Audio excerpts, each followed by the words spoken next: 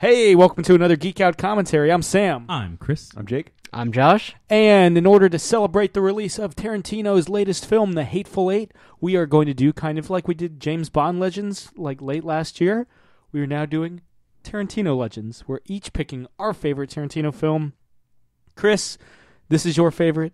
Introduce. Yes, so this was Tarantino's first big movie. Reservoir Dogs. As I was about to say, Reservoir Dogs. You hesitated.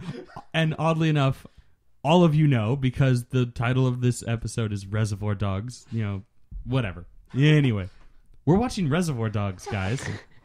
And we're watching Four Rooms.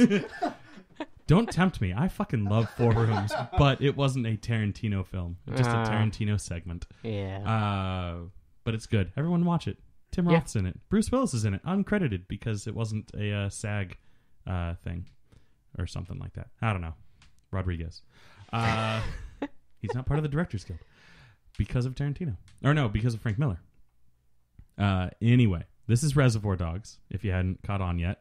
And yeah, there's just something beautiful about it. Like, there's parts of it where you're seeing Tarantino still kind of discovering who he is as a writer and director, and there's just something beautiful about its simplicity, because it's his first big venture into Hollywood, and so he doesn't have the resources, he doesn't have the money, he doesn't have all the connections, although he does have quite the star-studded cast present in it. But it's basically like a black box play.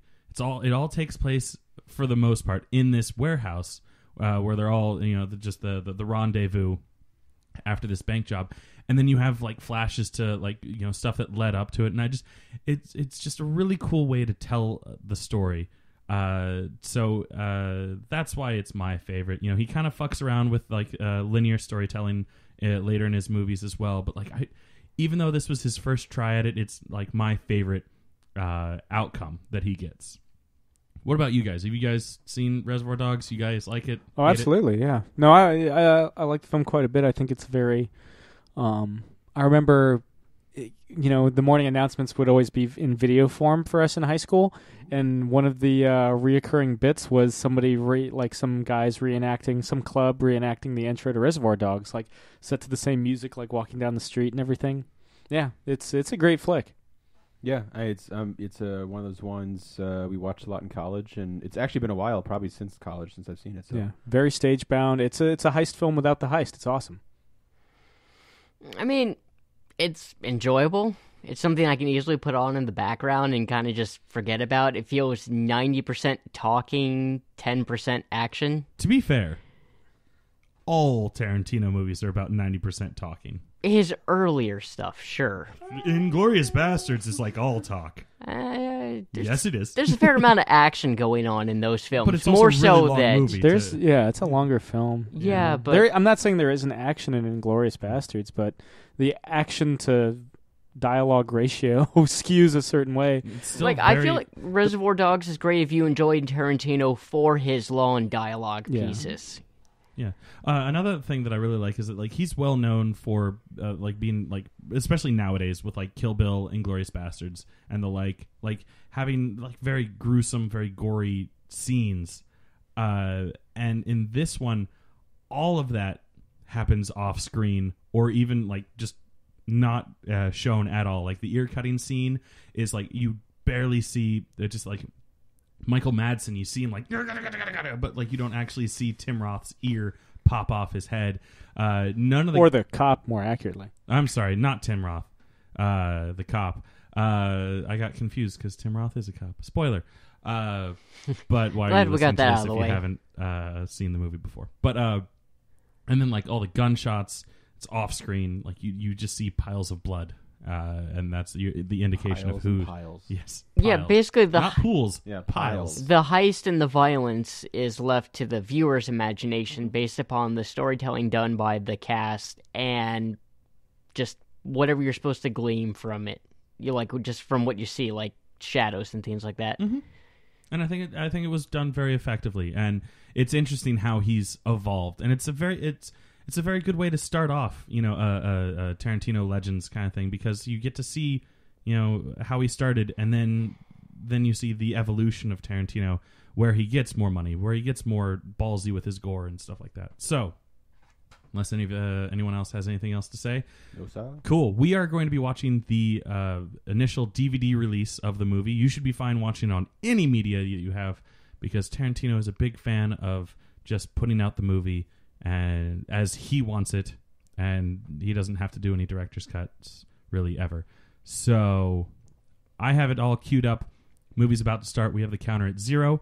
Go ahead and get that ready, and then I will give you a countdown and tell you to hit play in 5, 4, 3, 2, 1, play. I don't think I've ever seen another Live America Inc. movie. Or is it Live America? I'm sure it's Live.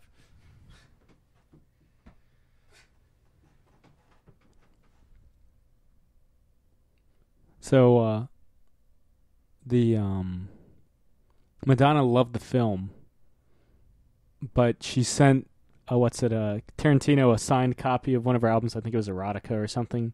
She says, by the way, the song was about love, not dicks.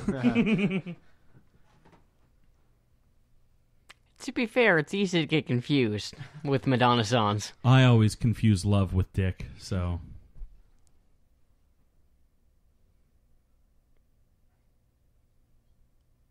Master Chewer, Steve Buscemi.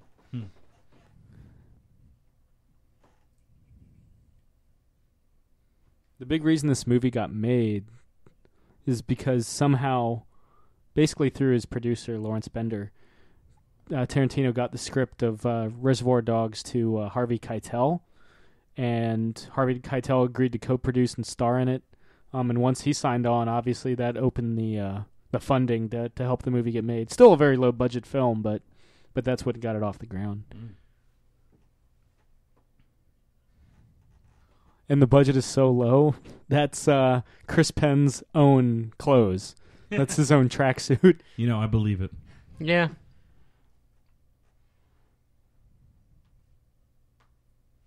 I'm seeing where the entire budget went.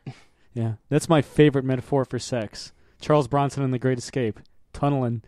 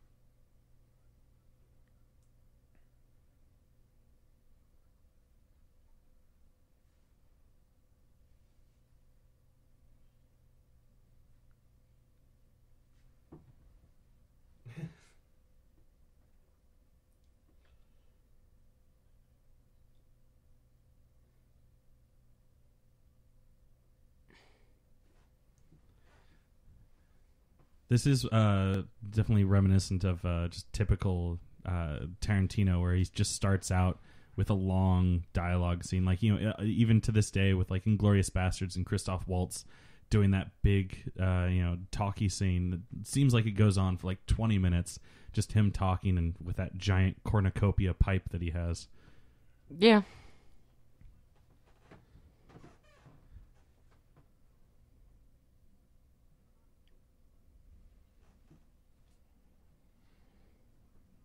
I feel like half of the movie is this. Pretty much. And this spawns quite the debate. The tipping. As tipping usually does amongst people.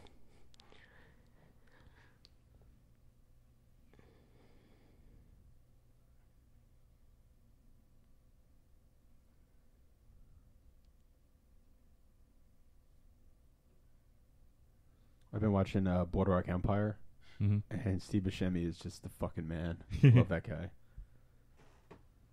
Tarantino originally wanted to be Mr. Pink. Mm. And he was like, he told Buscemi when he came in to read the part, he's like, look, this is the part I want. Unless you knock off my socks or knock me out of my socks, you know, you're going to be Mr. Brown. And, I mean, clearly Buscemi's Mr. Pink, so... Yeah.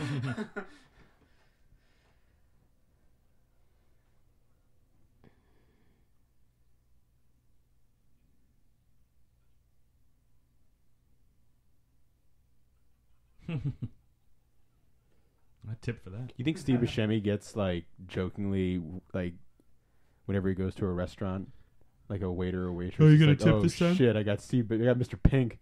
Mhm. Or maybe he thinks he has to overtip now for the rest of his life Yeah. because of Reservoir Dogs.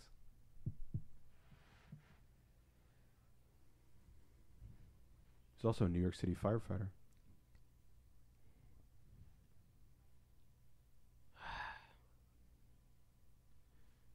Also, point of order, Mr. Pink. Minimum wage for waitresses at today, so what, 20, 25 years later, is like $2.50. Whereas minimum wage for anything else is like closer to $9 most Yeah. places. Well, again, So, and fuck you, Mr. Pink. the minimum wage is also supposed to be something you can live on minimally, which he doesn't realize isn't true in that time period Yeah. either.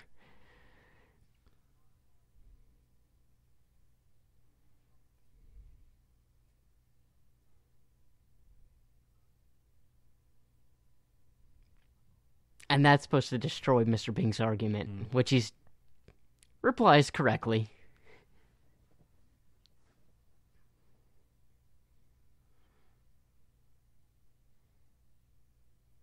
He's also my favorite part about Fargo.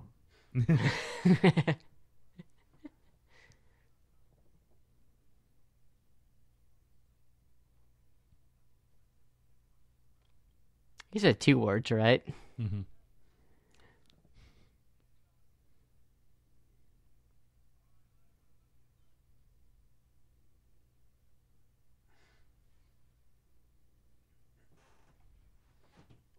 I always thought it was kind of a nice nod, or maybe a bit of foreshadowing, that it's Mr. Orange that calls out, immediately points out that it was Mr. Rats Out, Mr. Pink. Narcs on him? Indeed.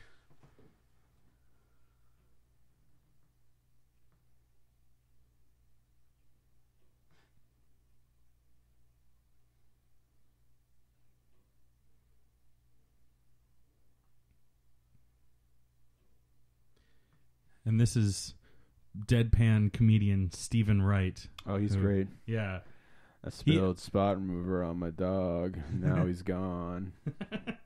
There's in the movie The Night Before, there's a drug dealer who the entire time I was watching it, I was like, this guy sounds just like Stephen Wright. And it's not him, but he like just has the same kind of just like Yeah. deadpan. I find that shit hilarious. yeah, I love it. Because he spilled spot remover on my dog. Now he's gone. I remember there's a Family Guy where they stick a thing on Brian, so whenever he farts, they tell Stephen Wright jokes, and that's one of them. Apparently Lawrence Turney was a big dick on the set. Really? Yeah, just a gruff, no-nonsense guy. I mean, So he got really into his character. Sure, Yeah. yeah. They cast If a... you want to say it that way. He played the type. He played the type. Yeah.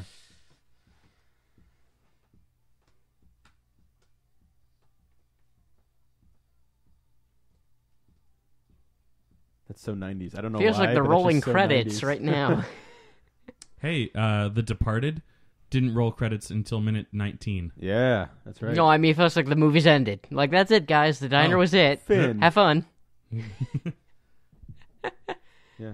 It was a couple minute long one act or one scene. I mean, that could be, like I mean- a one, just like a short right Yeah. there. You wonder why the budget was so low. That was the movie, folks. Well, it's been fun. By the way, the character that I was talking about in The Night Before, oddly enough, named Mr. Green, was played by Michael Shannon. If anyone's curious, just to give credit where Shannon? credit's due. Nice. Yeah. Also on Boardwalk Empire. Oh yeah, Missy.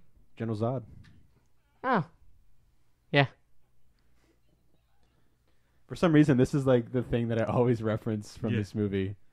Like all this great dialogue, and I reference Tim Roth. He fucking shot me. He fucking shot me, man.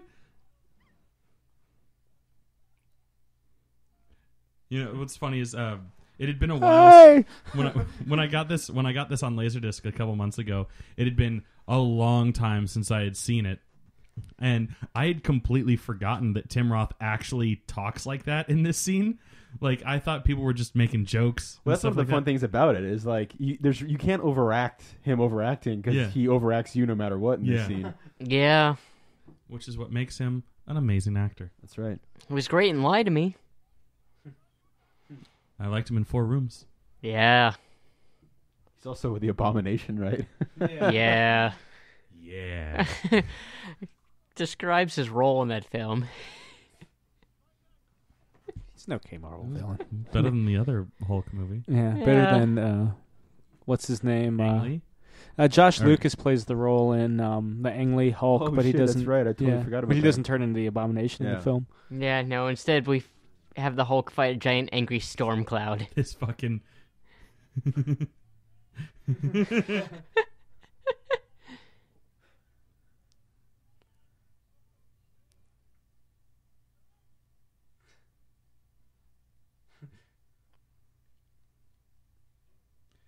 Is Harvey Keitel like semi or fully retired? I feel like he has to enjoy the part. Mm-hmm. Like, he's the like Rick Moranis. Yeah. He's the radio operator on the other end in Inglourious Bastards, for example. Yeah, Tarantino's probably a guy he would definitely be like, yep, sure. But Tim Roth would he didn't want to come in for an audition. He wanted to go out to a bar with Tarantino, Lawrence Bender, and Harvey Keitel.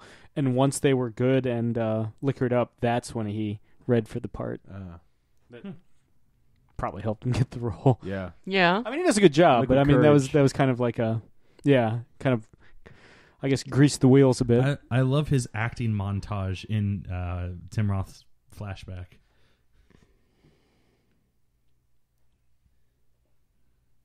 Oof. Add concussion to also being fucking shot.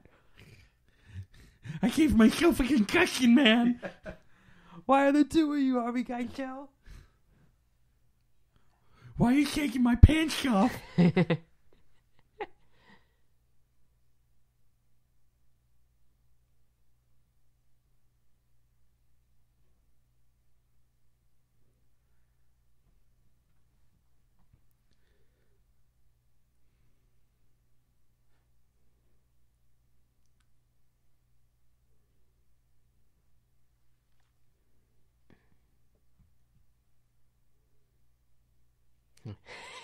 He looks like Christoph Waltz right there. Yeah.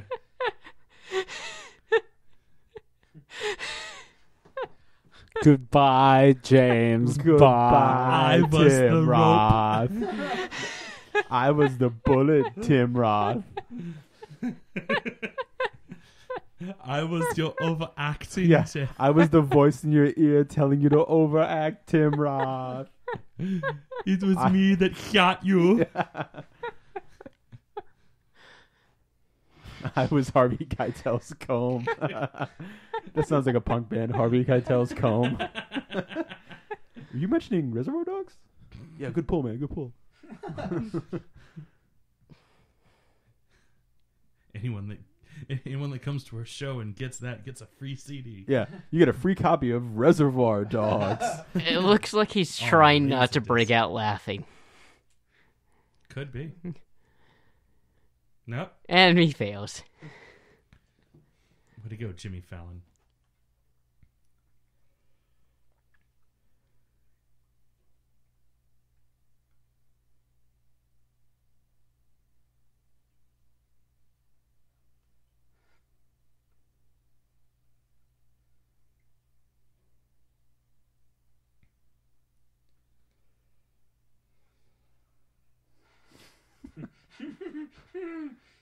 I mean, Tim Roth must have been exhausted after filming these scenes, man. Because they didn't. This isn't the only take.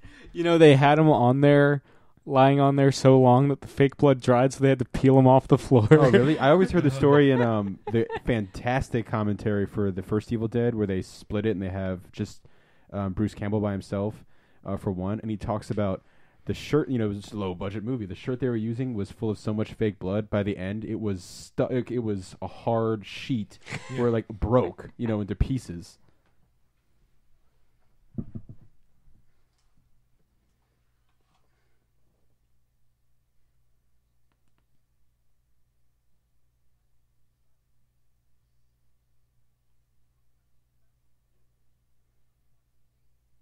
I remember this always stuck with me, like the first time I saw it. Like every action movie, I'm like, oh, Harvey Keitel said it'll take days if you get shot in the gut. You'll be fine.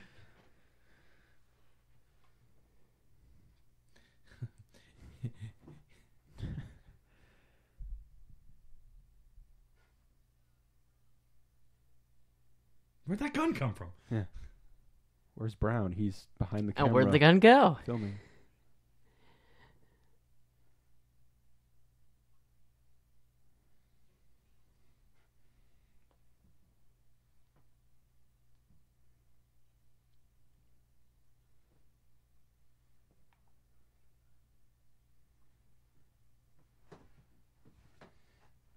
One of the things I like about Steve Buscemi is like that, you know, a lot of times when you talk about an actor like disappearing into a role, like you're like, I can't recognize whatever. It's the exact opposite with him, and I love it. That every role he is, he's Steve Buscemi.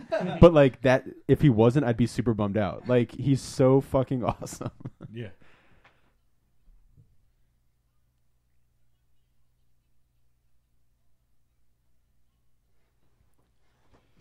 Like I said, greatest heist film without the heist. Yeah. Only film that could say that. I need to think about that, but it's I mean, Yeah, most of the things that immediately pop in the head, I'm like, yes, heist. All Ocean's movies, heists. Damn, all depicted. Though Ocean's 12, you don't see it until the very end.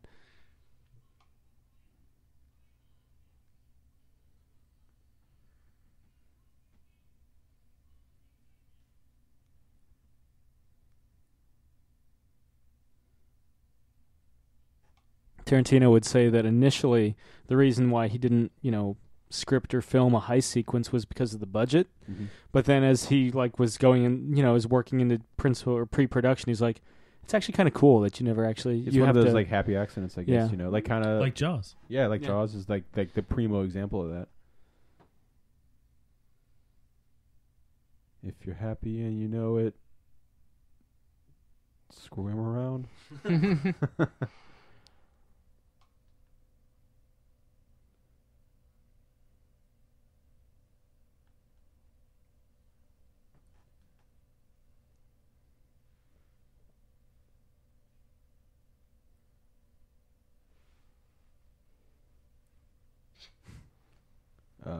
Miss.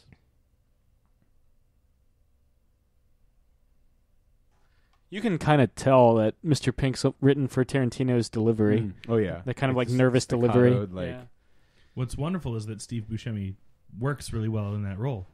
which is Better. Probably, yeah, probably yeah. I was gonna say I would much prefer to see Steve Buscemi in that than Tarantino.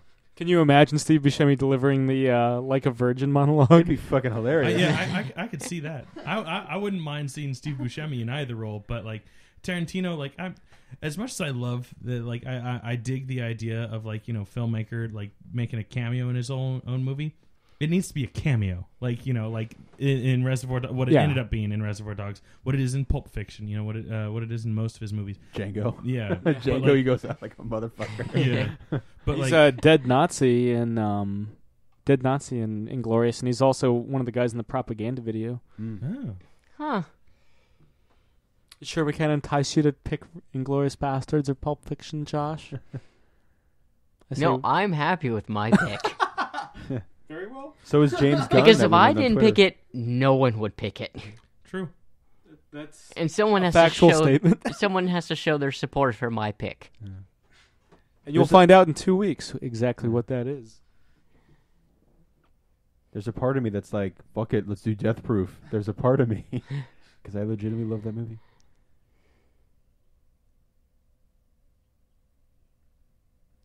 By the way, the earlier we were talking over it, but when Harvey Keitel is trying to light his lighter, it always bothered me that like in this intense situation, he's still trying to do the like bar trick where he's doing it by snapping his fingers instead of just being like because it like takes like 5 tries instead of just like lighting it. Yeah, it's almost like, I think for the character, it's almost like a force of habit. Like that's the only way he's gotten accustomed to lighting his smokes. I mean, imagine if he tried with the pants trick. Yeah, It'd be even longer. That's my favorite. Usually only works on jeans.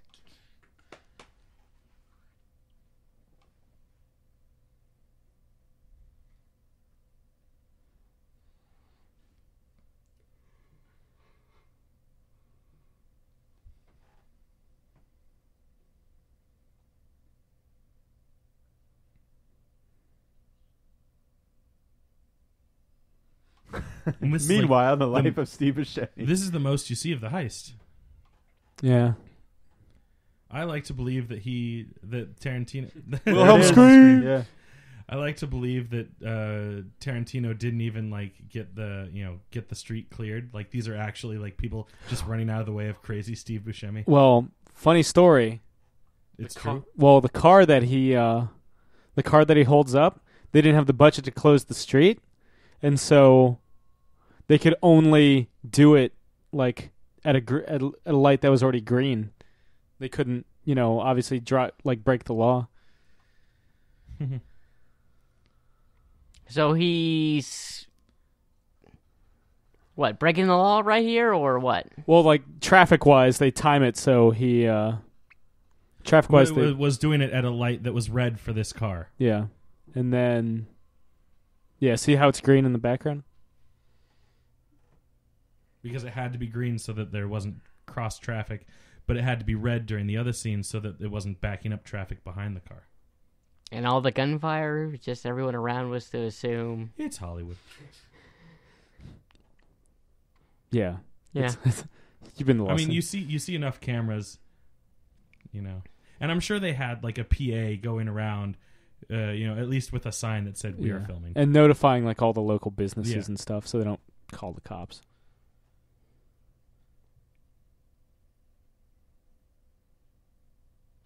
Mr. Blonde was originally written for or intended for Matt Dillon, but it ended up going to Michael Madsen. I'm happy with who they ended up with. I don't think Dylan could have done it. Dillon isn't as menacing, or at least isn't that kind of menacing.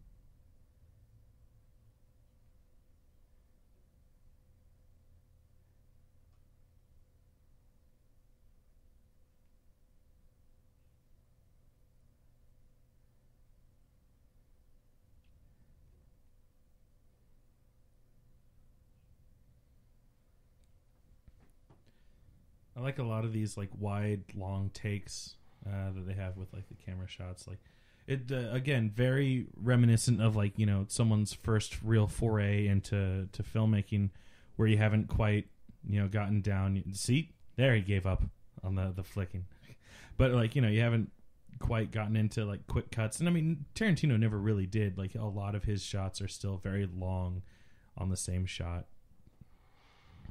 But like a wide angle, like what's going on right now, like is not used a whole lot in film, where you're like in a corner and you see a corner across from you, and I like it.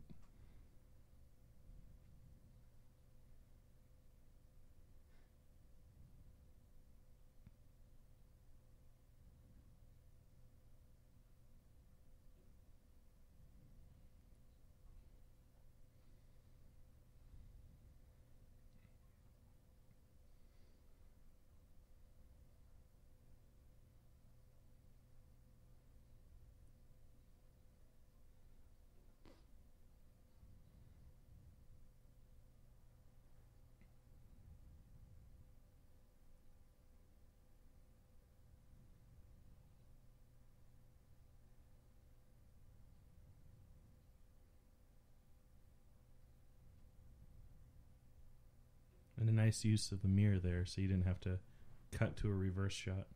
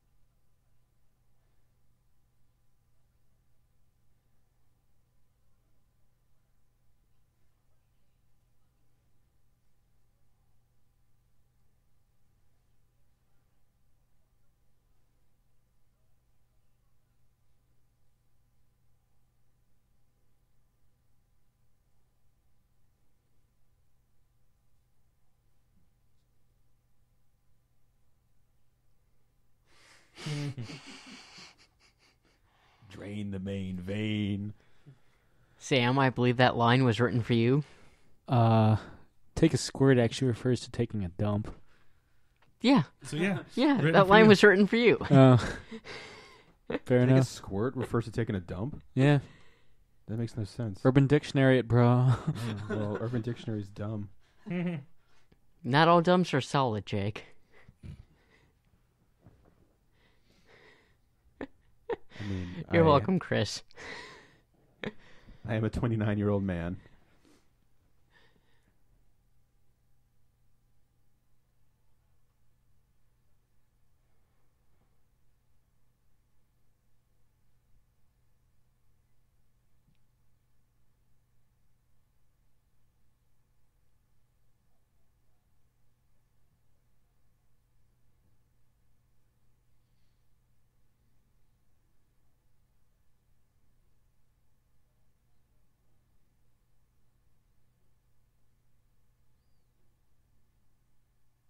What about Marcellus Wallace?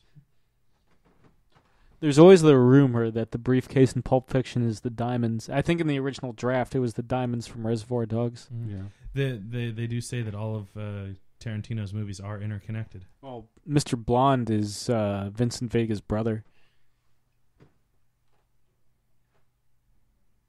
It all makes so much sense.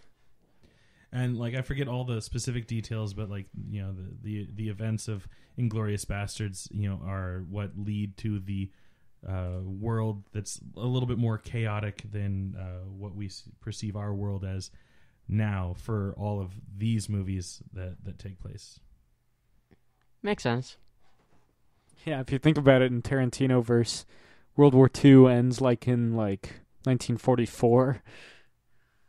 Mm-hmm. There's no Battle of the Bulge. Who knows? Maybe the Allies take Berlin. Maybe there's no Cold War. What does the Tarantino verse look like after World War II? I want a Tarantino 60s movie. Yeah. Tell me, Quentin, because Is clearly JFK president? Yeah. Does he get shot in Dallas? Who is Lee Harvey Oswald? Maybe that'll be the next one after the Hateful Actually, Eight. a JFK Tarantino movie probably would be pretty cool. Yeah. He'd probably play JFK. 60s spy flick Yeah. by Tarantino would be pretty cool. Actually, Yeah, and that's- JFK would be the spy. He originally campaigned to direct the follow. He originally campaigned to direct Casino Royale. Which hasn't- one? The one that he was the like original. a filmmaker, like during when he was like 2. Yeah. The original. Yeah. Hey, I have to ask. But like espionage is one genre that he hasn't really tackled all that much. Like you could argue We've that seen there's a little Assassins, yeah, but Yeah. never. And I guess there's behind enemy lines stuff in Inglourious, bit. Yeah. but never. But yeah, I feel like he should do like an all out, like 60s spy movie. Let's start a letter writing campaign. I feel like he would respond well to that.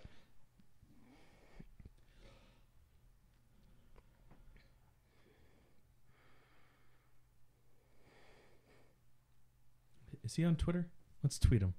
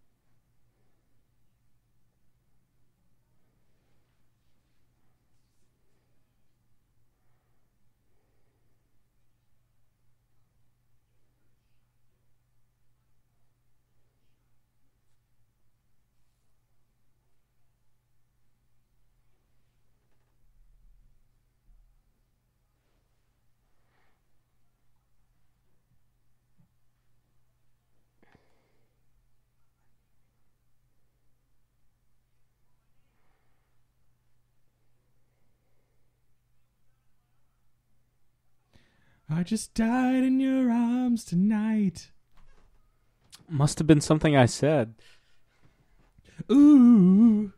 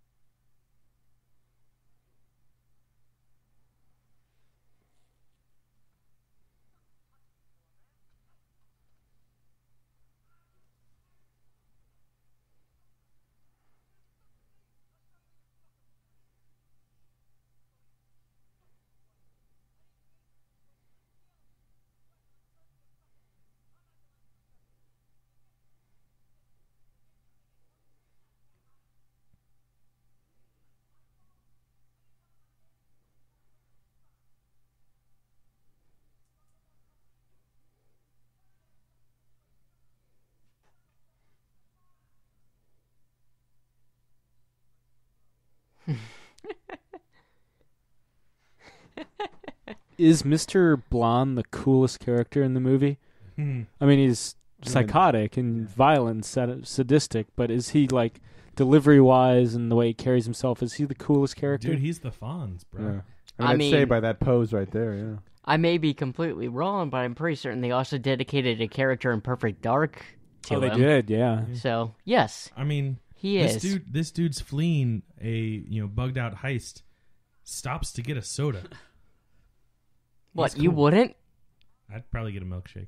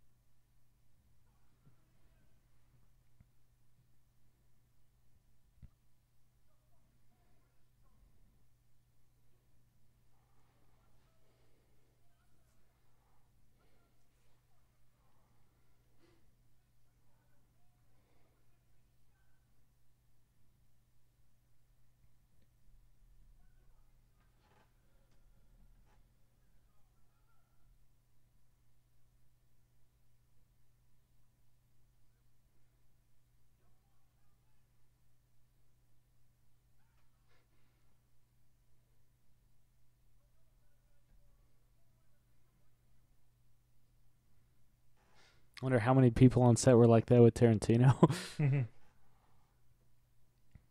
2/3? Well, I'm trying to think, like, Lawrence Turney from this film. I don't think he had conflicts with anybody on Pulp Fiction other than his co-writer.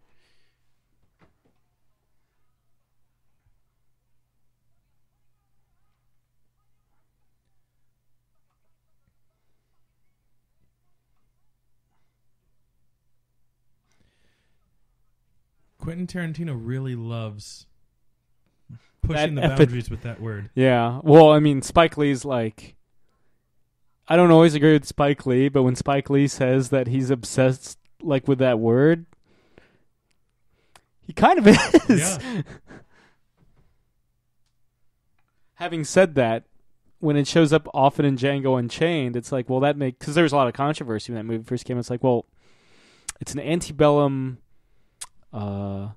slavery film in the American South, so that kind of makes sense. But when he, like, sticks it into, like, Inglourious Bastards, like in World War II, and it's like, okay, maybe... why Quentin? Why?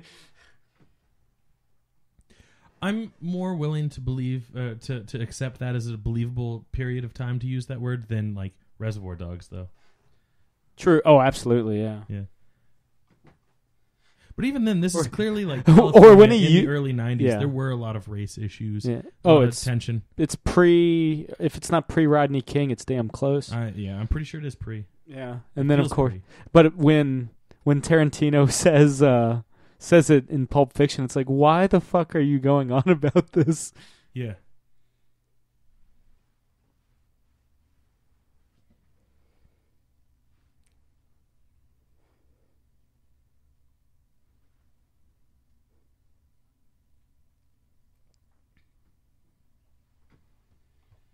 Well, this is where they get their early Christmas present.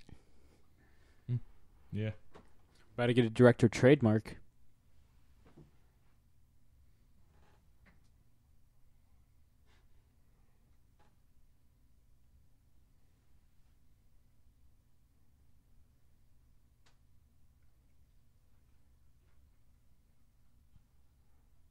Merry Christmas.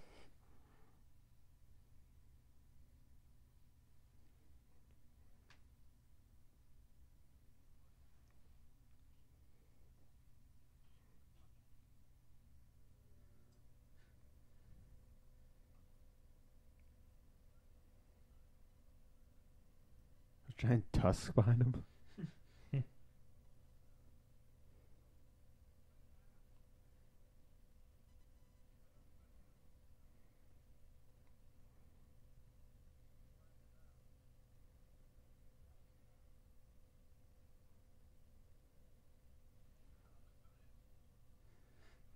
And the connections start being made. This predates them all. Gotta start somewhere.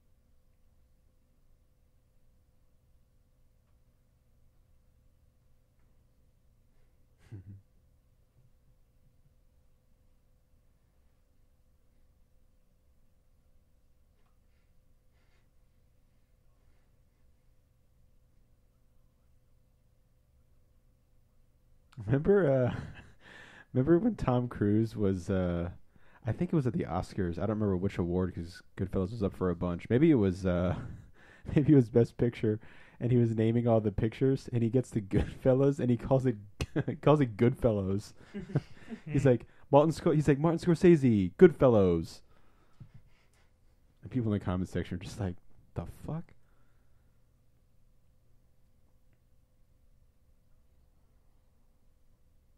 Tell me a story, Morning Glory.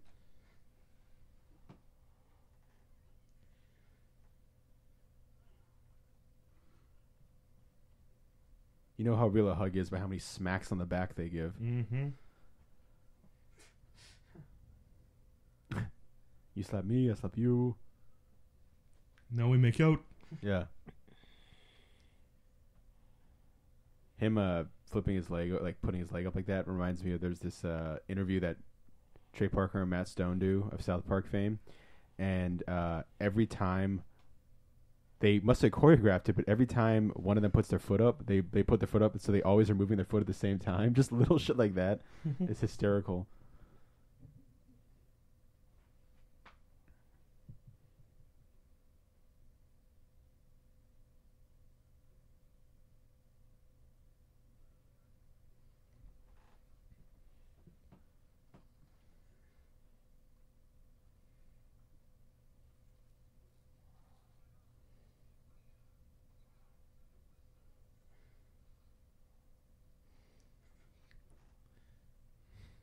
Mm-hmm.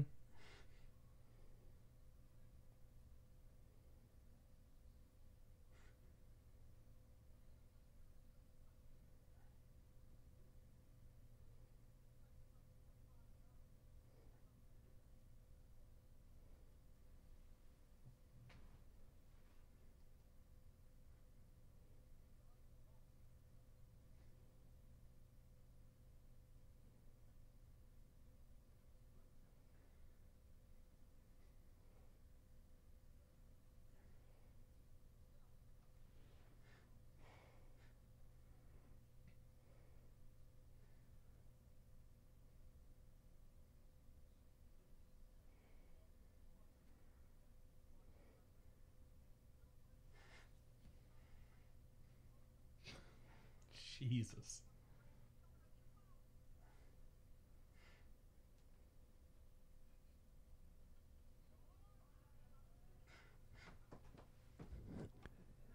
Lawrence Turney's probably not acting. Probably wasn't even in the script. He was just like, shut the fuck up.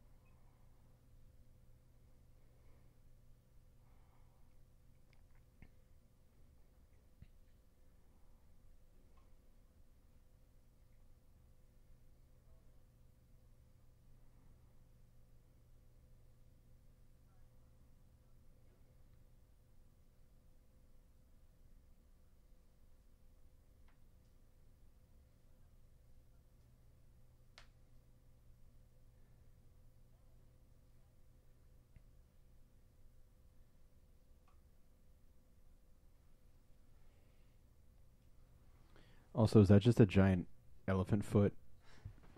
Well, so we already. Let's see. There's tusks. Where's the? Michael Madsen's fat head is in the way. Oh, like it's like a pedestal, but Yeah, just it's a foot. on top of a foot. Yeah. Oh yeah, it looks like it is. Huh. Yeah, it is. All right. Somebody's obsessed with elephants. And his name is Lawrence Turney.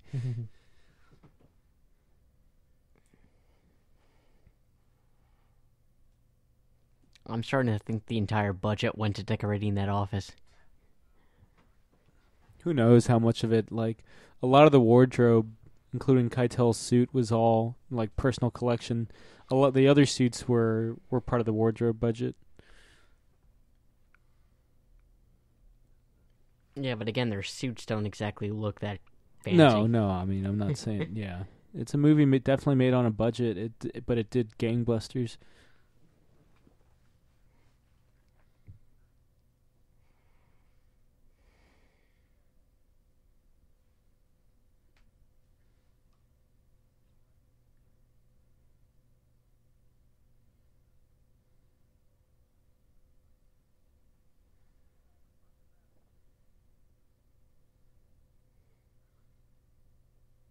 Michael Madsen. There's something about Michael Madsen and Tarantino that no other director's quite been able to tap. Like not even Rodriguez in Sin City.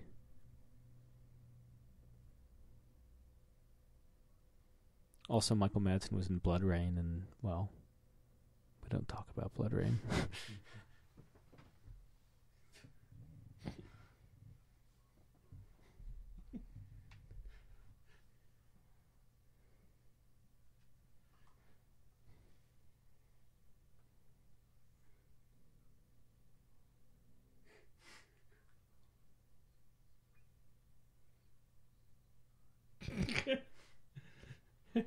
There's something beautiful about the way that he just barely delivers every line.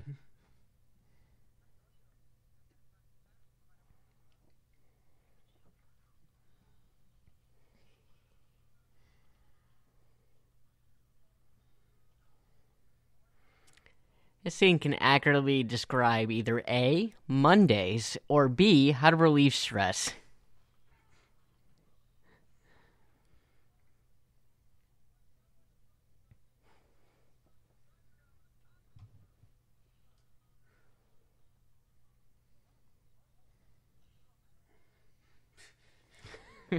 Dialing up those sound effects for those punches.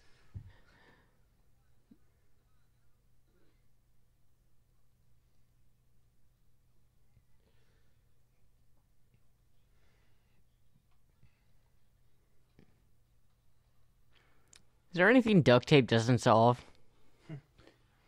Evil Dead remake proved no.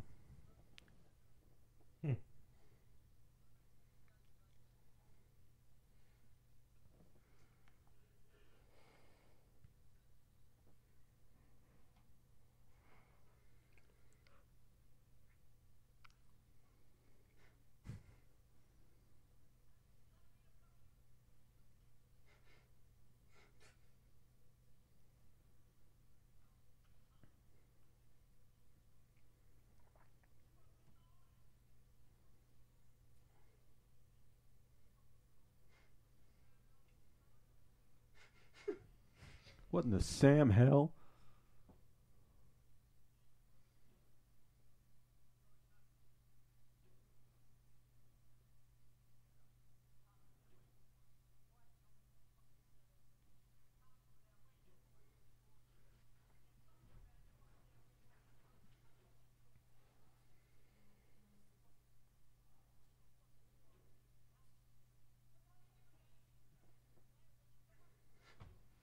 I'm trying to think what else Chris Penn is in. He's in the deleted scenes in American Pie 2, but that doesn't really count. No.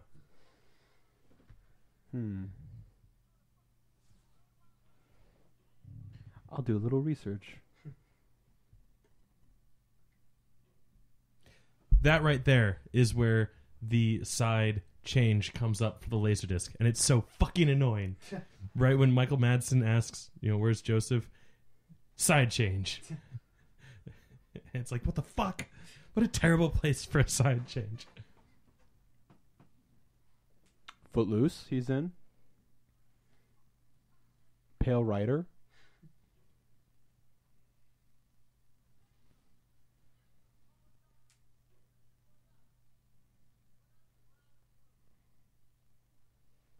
True Romance. That's the other thing I remember him in. Tarantino was like, I probably could have directed True Romance, but I really wanted to direct Reservoir Dogs. True Romance is probably the greatest Tarantino film that he never directed. Yeah, I love that movie. In part because he wrote it.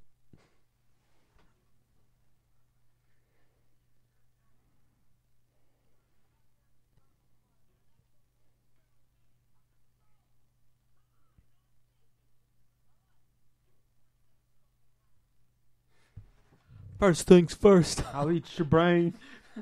First things first, I'm a realist. Drop back and let the whole world feel this. If anyone ever saw my Spotify recent list, they'd be like, Warren Zevon, right on, dude. New Weezer, okay, not bad.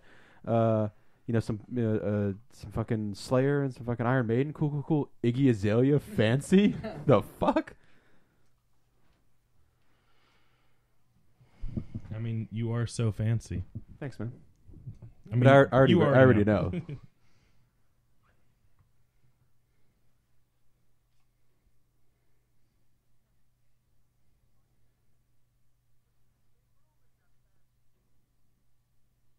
Look at where he's sitting.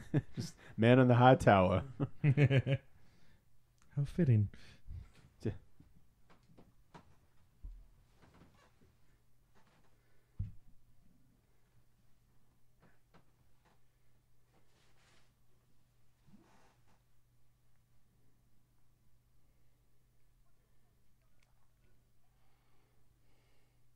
Are you Josh?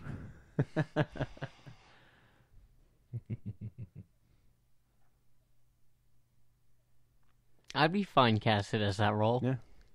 You're the podcast Steve Buscemi. Yes. You son of a bitch. You don't tip. Yeah.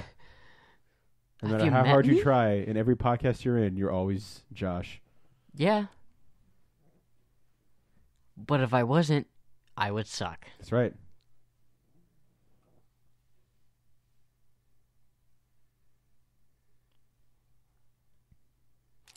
Who would Sam be? Mr. Blonde. Crazy but cool, but mainly crazy. Yeah. I could see you stopping to get a soda after a bank heist. Mm-hmm. Jake?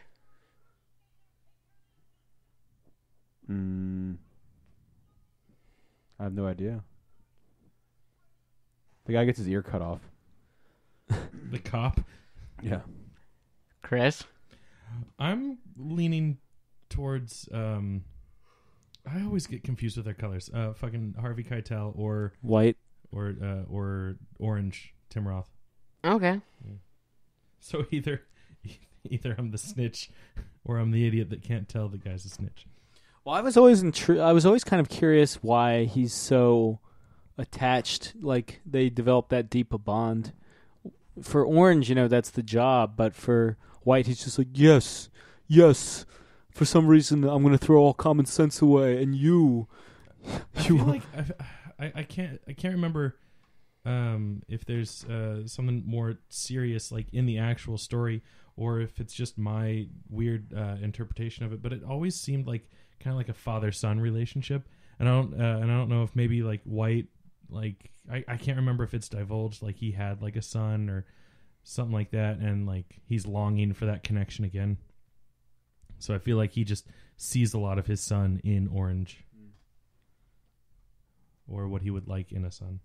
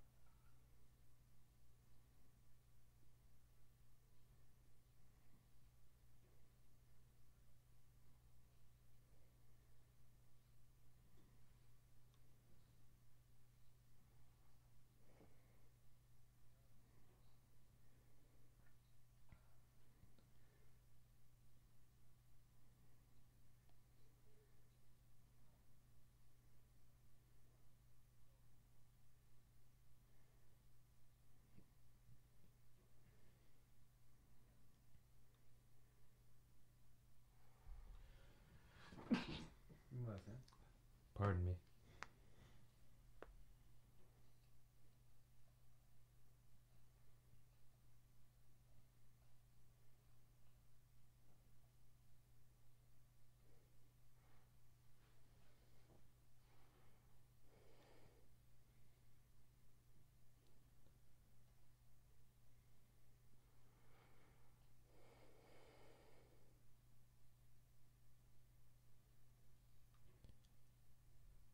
This is the scene where Josh checks out.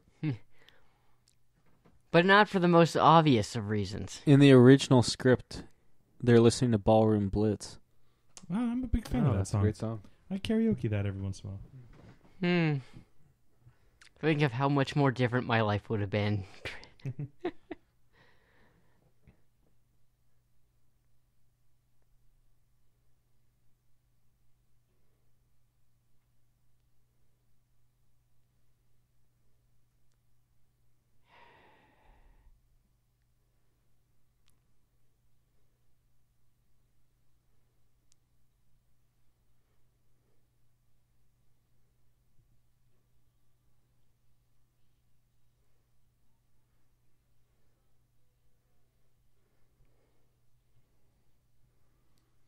Josh, do you want to tell anyone why you don't like this song, or do you want to leave it up for interpretation?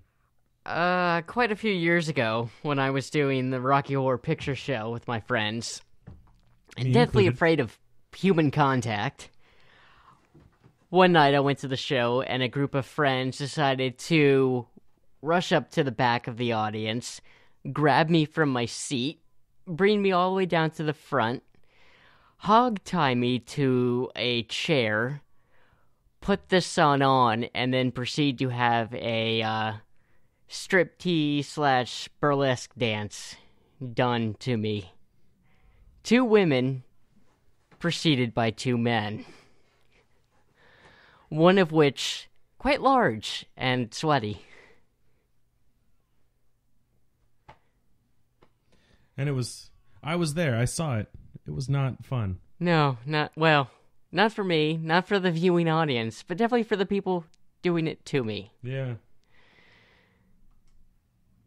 I would have much rather lost my ear that night.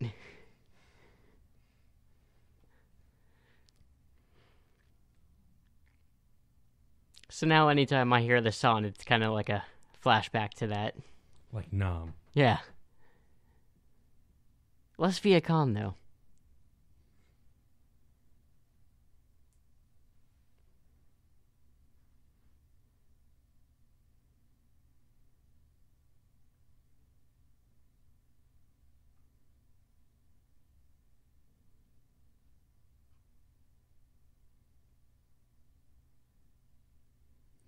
I always did kind of like in the middle of it, he takes a break to go outside, get the gas can, and it's all just one long take. yeah.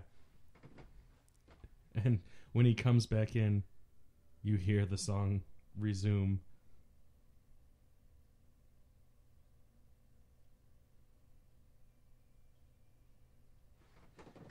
This is where all the budget for the music went too. That's why there's no orchestral score. Like, it's just what they could license, and the most expensive thing was Stuck in the Middle with You. Coming in, you also see how much blood Tim Roth's character has lost, kind of pulling by him. Remember, again, they had to it dried too, so they had to peel him off the ground like a fucking fruit roll-up. But that much blood loss there, pretty much no coming back from that unless he immediately got a transfusion started. Like, he's pretty much a dead man. Dead man lion. Yeah.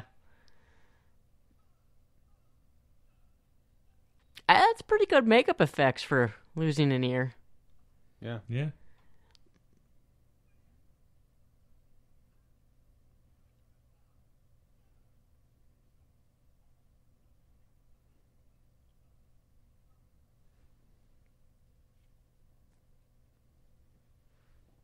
The fact he's not in shock or in intense pain is also quite remarkable.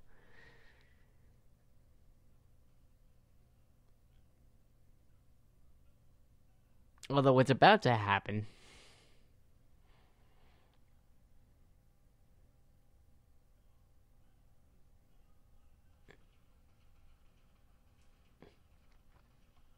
surprises everyone. Boom. I would say boom headshot, but I don't think it got him in the head. No. Damn. Be a better aim, fucker. He's got, like, how many liters has he bled out? How many pints? Answer. Lots. Yeah. But he's only got one bullet hole in him.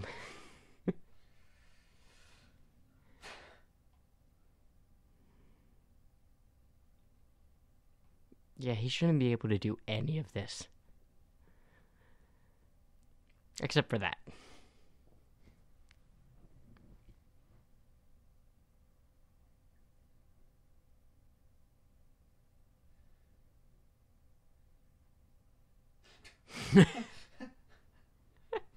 Like two babies talking.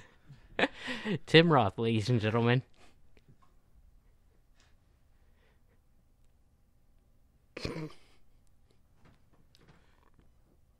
It doesn't matter what your name is. I wonder how many times that happens to Chris Jericho. All the times?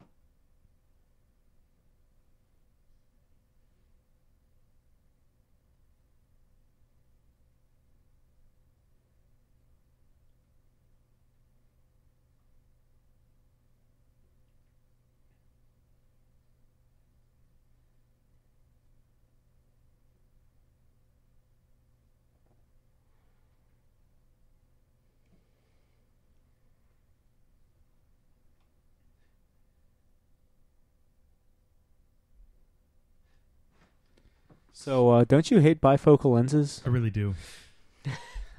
This is pretty bad.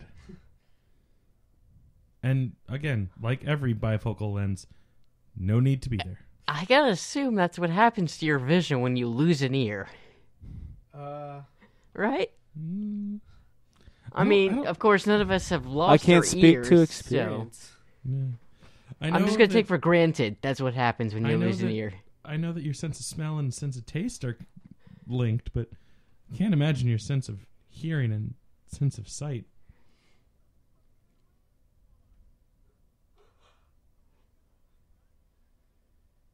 Although, yeah, it kind of looks like he's got a slash going along the outside of his... Well, he does it at the start of the song.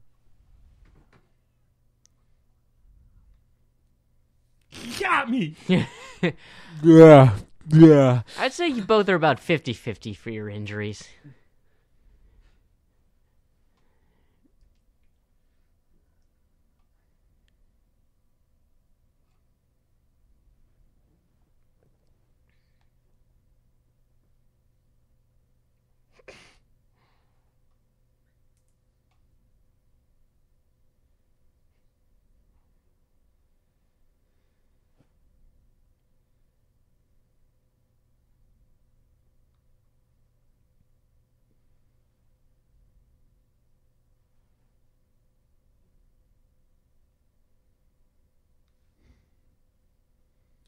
It's been a while since we've seen Tim Roth in one piece.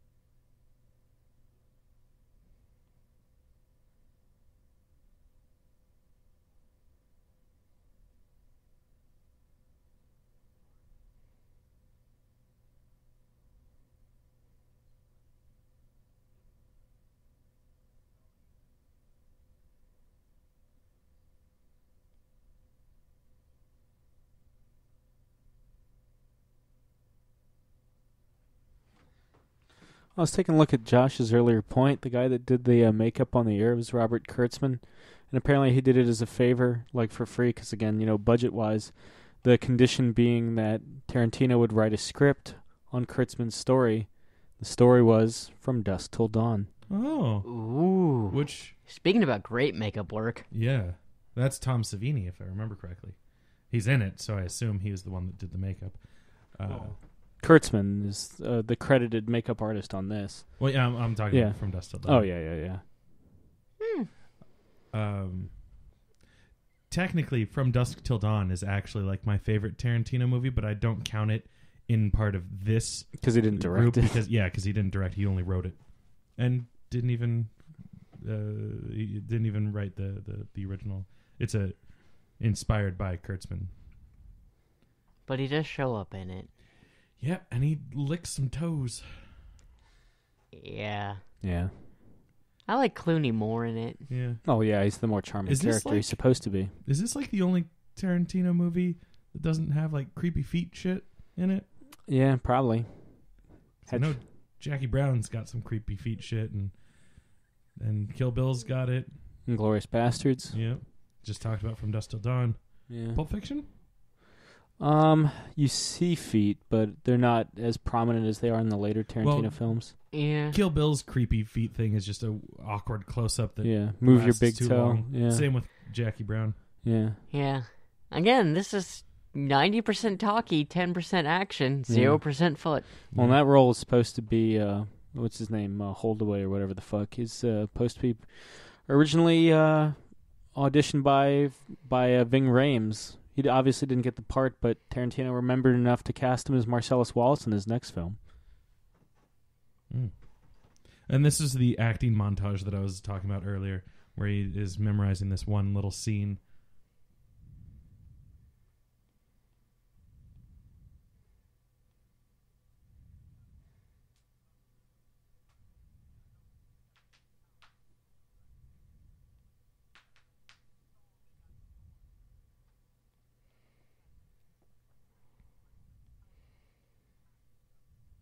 No. I feel like this would have been like Samuel L. Jackson post Pulp Fiction. You know, if this movie was made after the fact.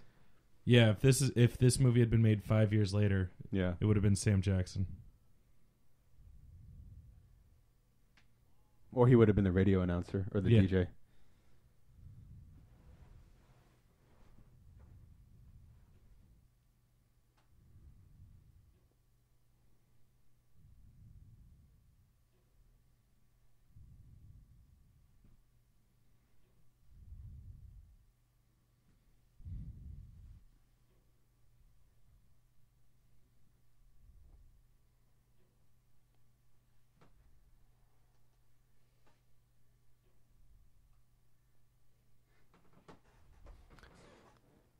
Again, yes, that's the Silver Surfer.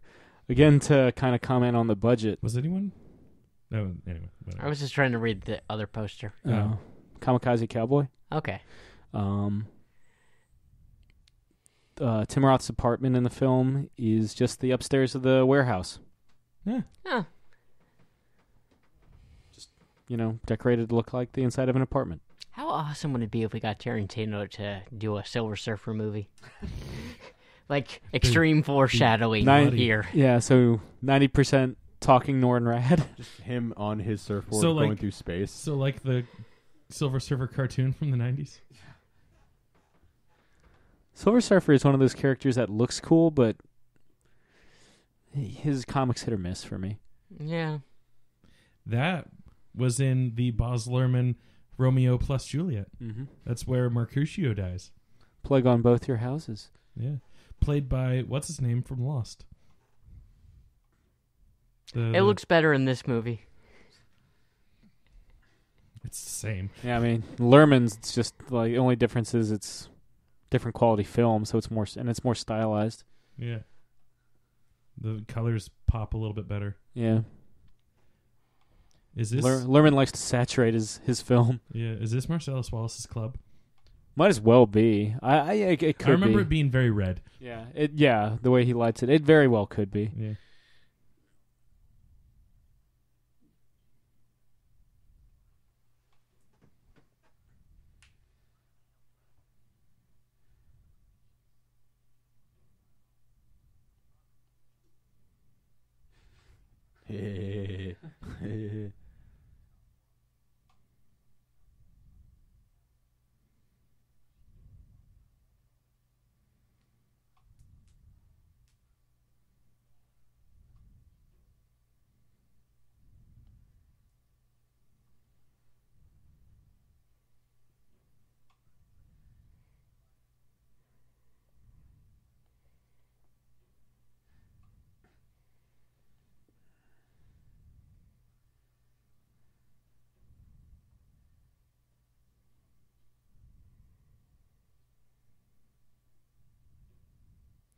And then, boom, we're inside the fake story.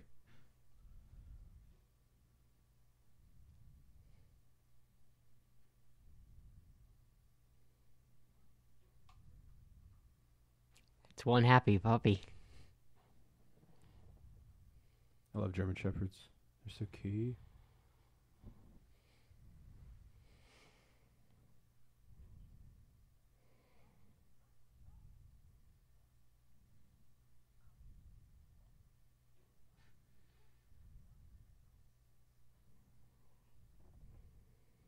Some Boondock Saints shit right here.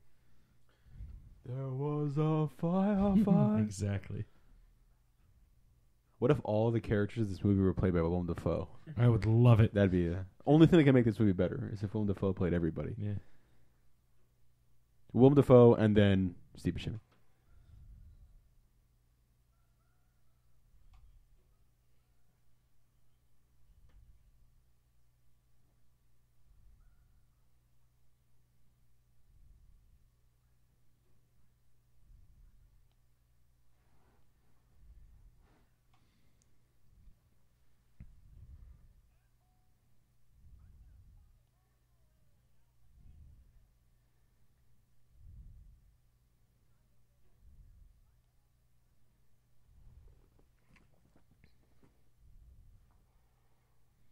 And I love that the story entails cops doing the exact same thing. Little anecdote.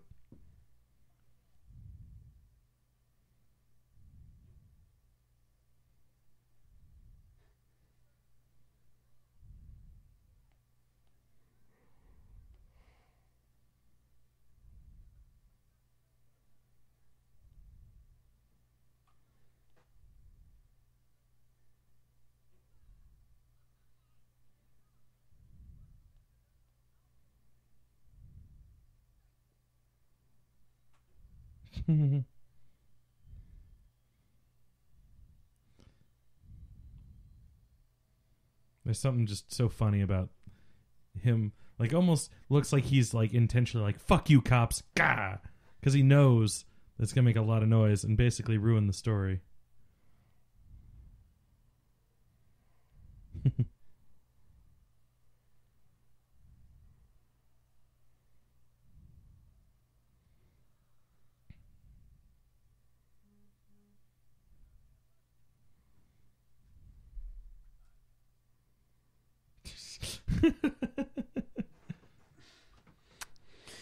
True artist, Lawrence. True artist.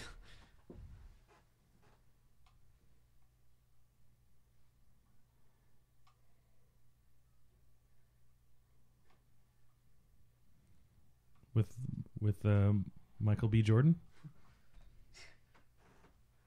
Yes.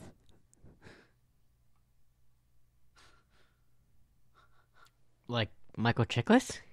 I mean, he has the... I don't know if you saw, he had the action figure right there on his coffee table. He had Silver Surfer earlier, man. The best Fantastic Four movie ever made. If you ask me. Rise of the Silver Definitely Surfer? foreshadowing Tim Roth being in a Marvel film. Yeah, yeah. That's Tarantino, man. He's like Tupac. He can predict the future. So you Wait, mean what? there's going to be several Tarantino films posthumous? Probably. Script only. No, fully directed. Realized.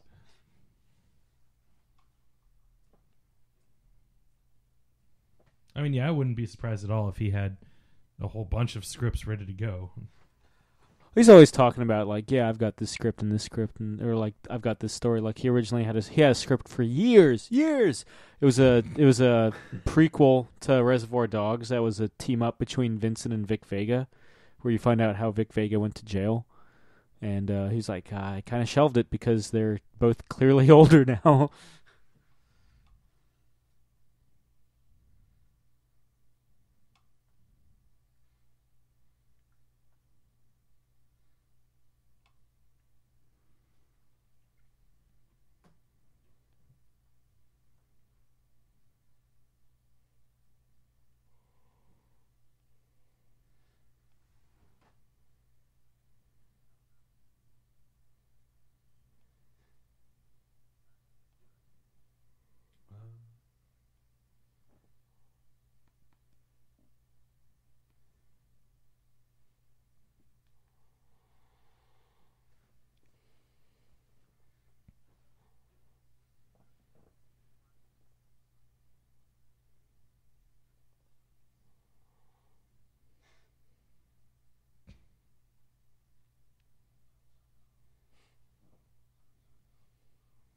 Another thing that appeared in a later Marvel movie.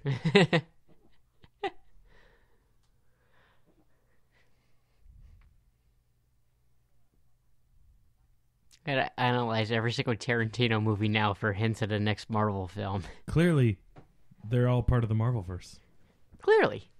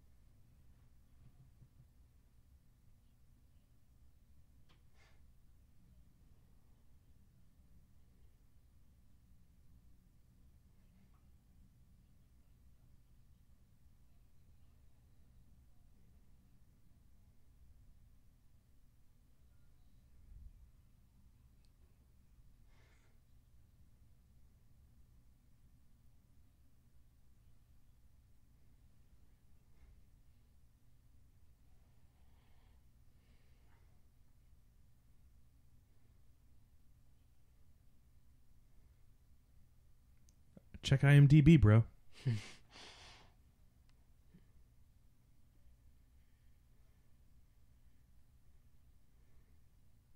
I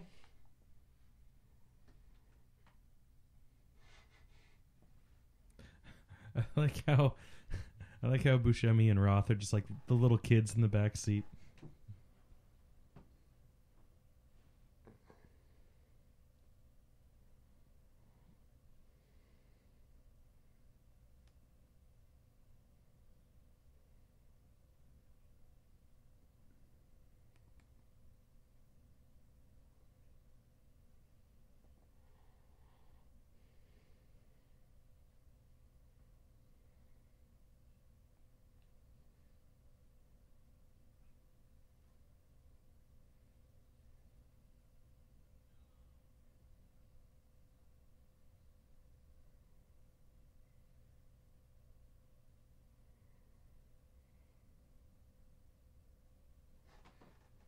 It's one of those moments where you can hear Tim Roth's natural accent kind of creep in a bit. Mm-hmm. Yeah.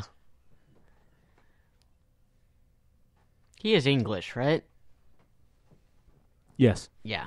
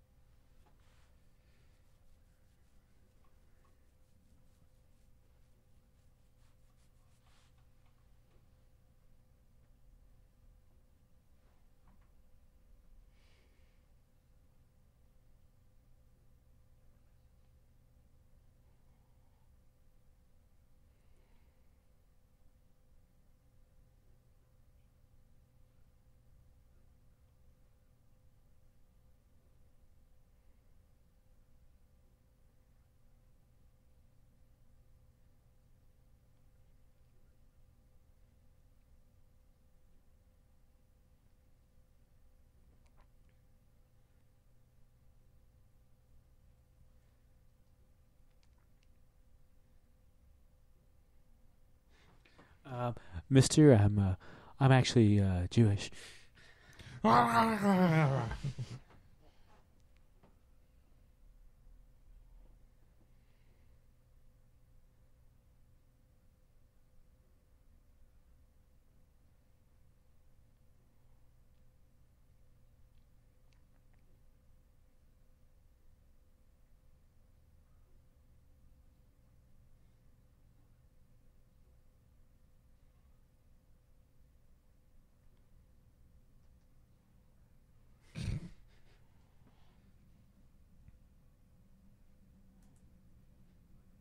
Yep, I'm Mr. Pink.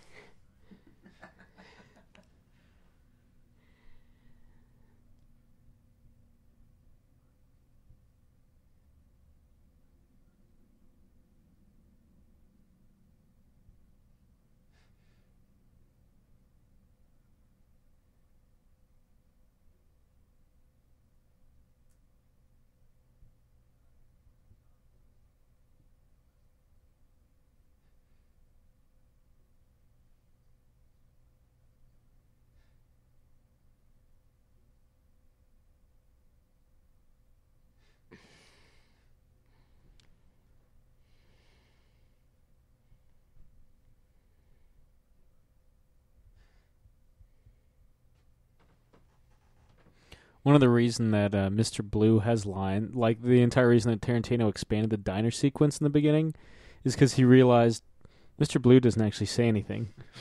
Like so.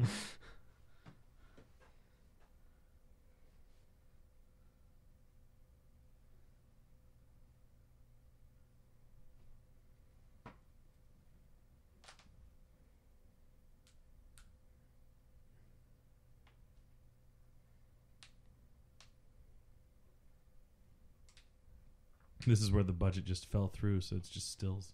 Not even color stills.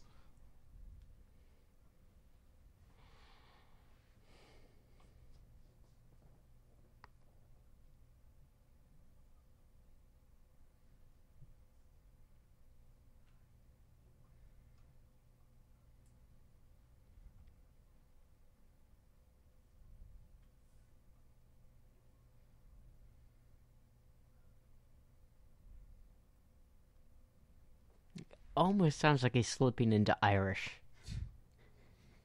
It's because he's having so much trouble keeping that American accent. Yeah. Everyone, whenever a Brit goes American, they tend to go Southern. Mm-hmm. Easier accent. Yeah. Kind of like how Americans tend to go more of like a Cockney. Yeah. Boy. Because it's more caricature. Yeah. The more exaggerated it is, the easier. Mm-hmm. Yeah, there's only ever been a few that I think managed to confuse most people. Henry Cavill, I think, has the best like mid-Atlantic, Midwestern kind of. What about Hugh Laurie always Laurie's messed good. with me when I found out that he was English. I was like, what? Yeah. Johnny Lee Miller?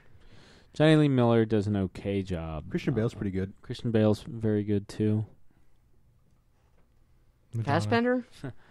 Um, Or he just go the Southern route? you can kind of Steve Jobs. He's clearly not Southern. True.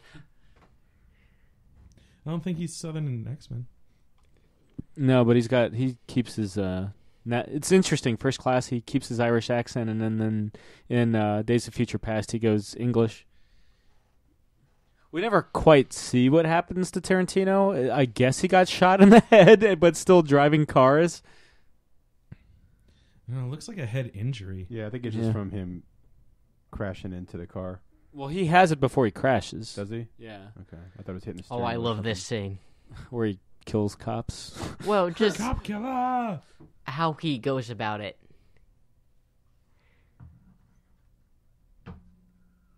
These guys are just like, yeah. This. I like how he's firing them both at the same time. He's not alternating. Yeah. Like usually when people are like, double fisting guns like that, it's right, left, right, left, right, left. But this is just boom, boom, boom, boom, boom. Okay, he just dies from his injuries, I guess. Oh, no, in the beginning of the movie, they're like, yeah, he's dead.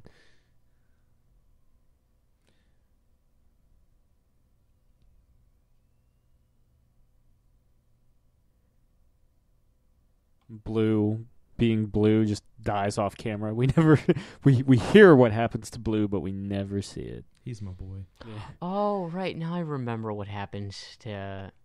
Tim Roth? Yeah, I'm Like trying to right remember his here? color. Orange. Orange. Thank you. Orange, you glad to see him? Oh. Oof. Fuck you! And those are like the only all the gunshots that you see happen on screen Now, for the most part. All right there, except for Michael Madsen. Mr. White tells for him is completely different than what actually happened. Mr. White says he took the bullet. Well, I think he plays up for the accomplices. He plays up that he got shot in the shootout or in the escape, which isn't lying per se, but he leaves out the part that it wasn't a cop. Well, it was the truth from a certain point of view. Yeah, he kind of painted to Mr. Brown like, no, he took a bullet protecting me. Yeah. And now we've come full circle. And from a cop. Yeah, he definitely makes it sound like it was part of the shootout when it was really just part of the escape. Yep. And, I mean, technically you could say that, had she not hit Mr. Orange, she would have hit Mr. White. Whoever was unlucky enough to go for the driver's side door. Exactly. Could have been any of them.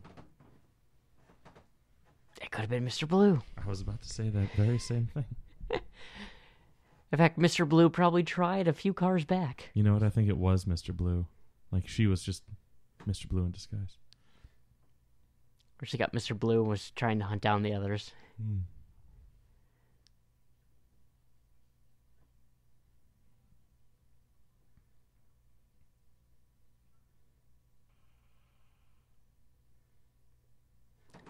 No, the other cop. That's the one. To be perfectly fair, that's a much better death than being burned alive. Yeah. That was a Faster. mercy killing. Less painful. Yeah.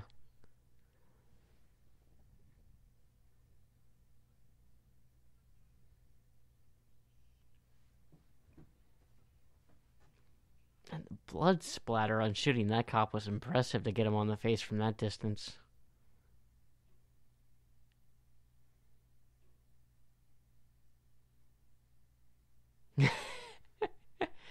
Yes, Mr. Pink, he is very well fucked up.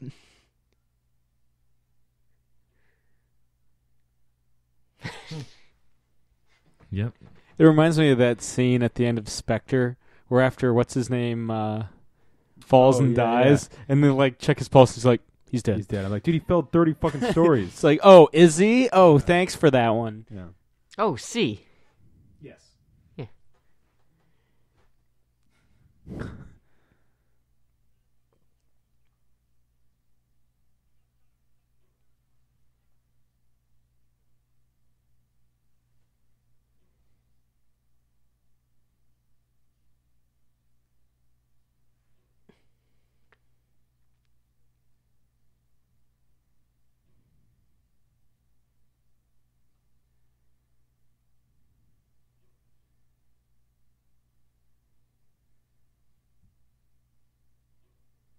Like a penis.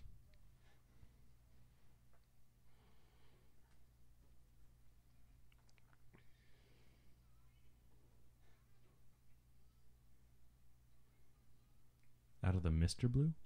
Hey, 4 years can change a man.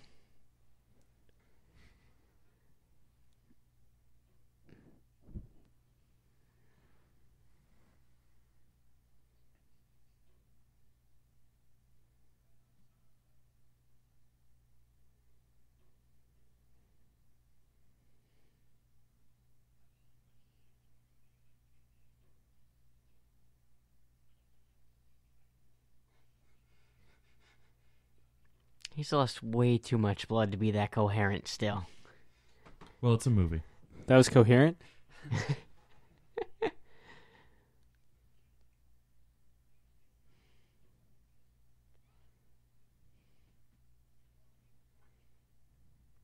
If anything, he should be speaking in numbers and shapes, not full sentences.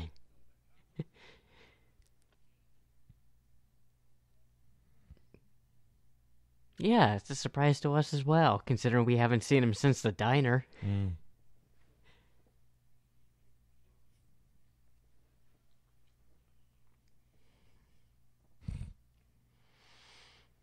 But proof does help.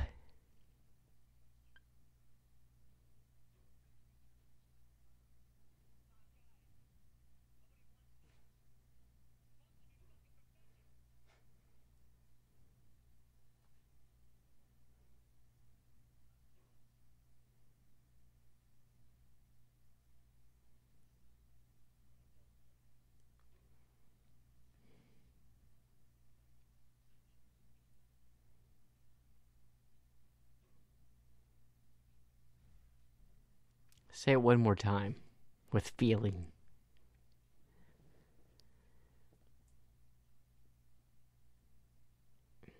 We got 3 more rounds before we gotta reload.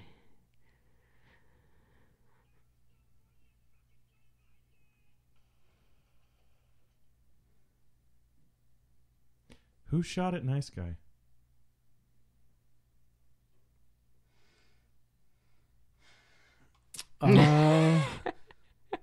Because I didn't see Harvey Keitel's gun move. Special effects. Maybe Lawrence Turney accidentally shot him. Just like, fuck you for failing. You're a terrible son. So, just so we're clear, Buscemi's character gets arrested at the end? Like, we don't see it. I believe so. I thought I get shot trying to get away. Well, like, I thought... We'll find out what's on screen. Yeah. You don't see it, but I thought you hear, like, the cops, like, tell him to freeze or whatever. Yeah, I think he just tries to shoot his way out again. That's what I sound like trying to wake up. Who doesn't? I sound like Tim Roth. My alarm is fucking can't stop it. What the fuck is going on? My fucking alarm.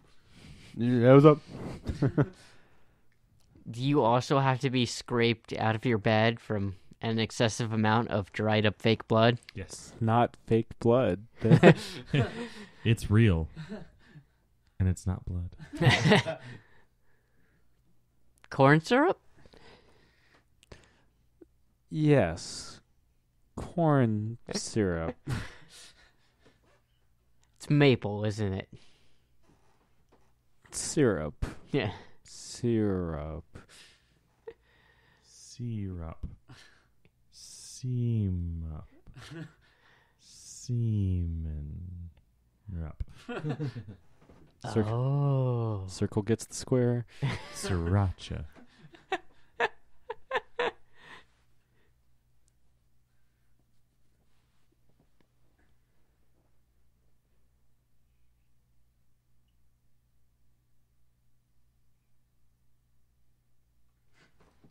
It was me all along, James. I was the bullet.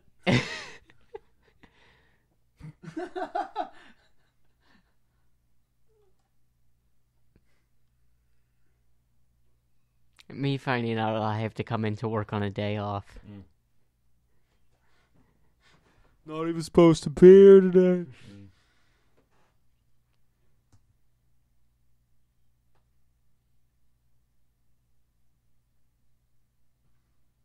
Yeah, can you hear Buscemi in the background? Yeah. Yeah, I think he's getting, like, carted off.